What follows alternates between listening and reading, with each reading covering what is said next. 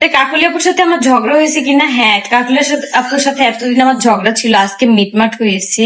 এই জন্য আমি আজকে কাজে আসছি।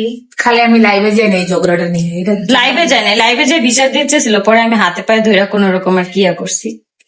সবাই শুধু ঝগড়া হলে লাইভে যায়, একমাত্র আমি লাইভে বিচার দেওয়া ভালো, কারণ ওইটা একটা সলিউশন পাওয়া যায়।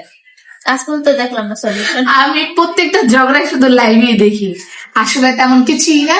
এই ভিডিও কাজ ছিল, ভিডিও দাও। আমরা হচ্ছে বরিশাল গেছিলাম, বরিশাল তখনই হচ্ছে বরিশাল মনু নানিগো দেশ বরিশাল, এর লেগে মনুরা টেনশন করেন না, সামনে আরো একটা দাওয়াত আছে। এখন ওই বিয়ের অর্ধেক হয়েছে, আর অর্ধেক হয় নাই, মেন দাওয়াত বাকি আছে। মেন দাওয়াত বাকি আছে। আখির সাথে কাকলি আপুর ঝগড়া হয়েছে কিনা সেটা কিন্তু আখি এই ব্লগের মাধ্যমে ক্লিয়ার করলো। আখির সাথে কিন্তু আসলে কাকলি আপুর কিছুই হয়নি। আখি গিয়েছিল ঘুরতে, সেজন্যই কিন্তু কাকলি আপুর দেওরের বিয়েতে অ্যাটেন্ড করতে পারেনি। আর এই জন্যই সবাই মনে করেছে যে কাকলি আপুর সাথে হয়তো আখির কিছু একটা ঝামেলা হয়েছে। না, আসলে আখি কখনোই কাকলি আপুর সাথে কোনো ঝামেলা করতেই পারে না। আর আখি আসলে কখনো কারোর সাথে কোনো ঝামেলাই করে না।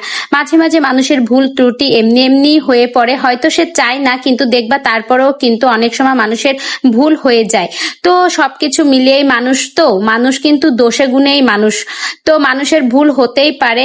তো এটাই তো, কাকলি আপুর সাথে আখির কোনো কিছুই হয়নি। আখি মূলত ঘুরতে গিয়েছিল, আর সে কারণেই কিন্তু আখি অনুষ্ঠানে অংশগ্রহণ করতে পারেনি। সেই সবকিছুই কিন্তু আখি এই ব্লগের মাধ্যমে ক্লিয়ার করতে চেয়েছে। আর এই দেখো, কাকলি আপু কিন্তু লাইভে এসে সবকিছু ক্লিয়ার করতে পারতো, কিন্তু সবকিছু নিয়ে লাইভে আসা আবার কাকলি আপু পছন্দ করে না, তাই সে আসেনি। তো বন্ধুরা, এই ভিডিওটি সম্পর্কে তোমরা আসলে কি বুঝলে? আখির সাথে কিন্তু কাকলি আপুর এখনো অনেক অনেক ভালো সম্পর্ক। ভিডিওটি যদি তোমাদের কাছে ভালো লেগে থাকে অবশ্যই একটা লাইক করো।